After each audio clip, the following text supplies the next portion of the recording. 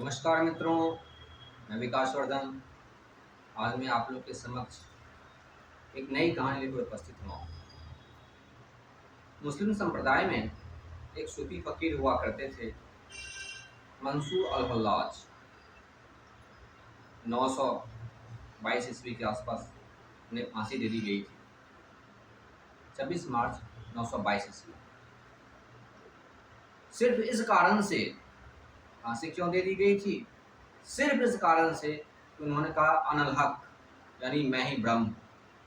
जो अपने हिंदू संप्रदाय, हिंदू धर्म में जो कहते हैं अहम ब्रह्मास्मि, मैं ही ब्रह्म हूँ, लेकिन मुस्लिम संप्रदाय में ऐसा नहीं कहते कि मैं ही ब्रह्म हूँ। यह पैगंबर का अपमान है। लेकिन इन्होंने जो अनुभव किया, मंसूर ने जो अनुभव किया, उन्होंने कहा कि अनहक, मैं ही ब्रह्म हूँ। इस पर उनके गुरु जुनैद ने कहा कि तुम जो यह कह रहे हो, इस पर तुम्हें फांसी दे दी जा सकती है। फिर मंसूर ने कहा कि मैं क्या कर सकता हूँ? जब मुझे इस बात की मस्ती छाती है तो यह सत्य मेरे हृदय से बाहर आ जाता है। मैं झूठ नहीं कह सकता, यही सत्य है, अनल हक, मैं ही ईश्वर। इस बात की खबर वहाँ के खलीफा को लगी। सब लोग उससे जादुई रूप से आकर्षित हो गए थे। उनके खलीफा को लगा कि यह तो गलत शब्द बोल रहा है, ईश्वर का, अल्लाह का अपमान है। उसने फांसी की सजा सुनाई और जो उनके गुरु जुनैद थे उनसे कहा कि आपको हस्ताक्षर करने होंगे कि इस व्यक्ति को फांसी की सजा दी जानी चाहिए। जुनैद सो कॉल्ड गुरु थे। जुनैद उस स्तर के गुरु नहीं थे जैसे आजकल के होते हैं, कान में मंत्र देने वाले।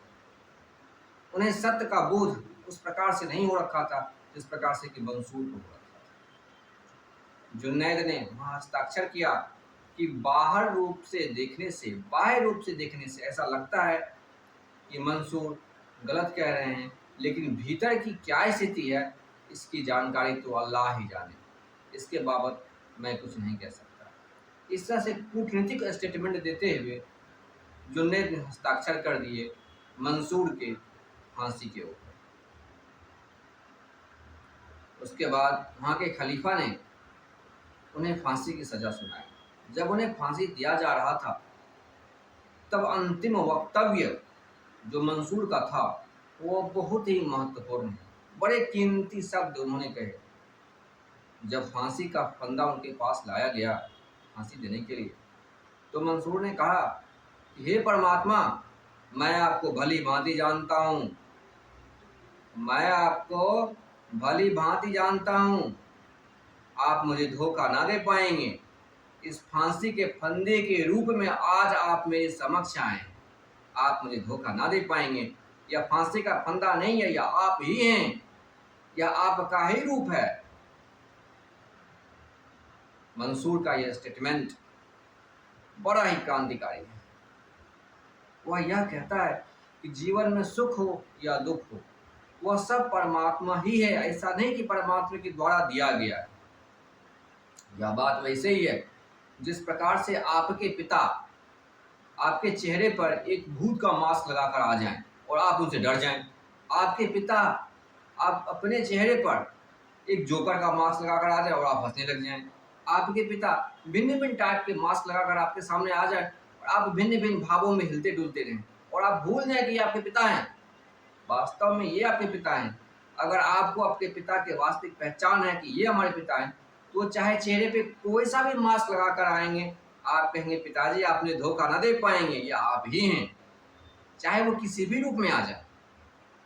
तो यह एक छोटा उदाहरण है मंसूर ने जो कहा उसे समझाने के लिए।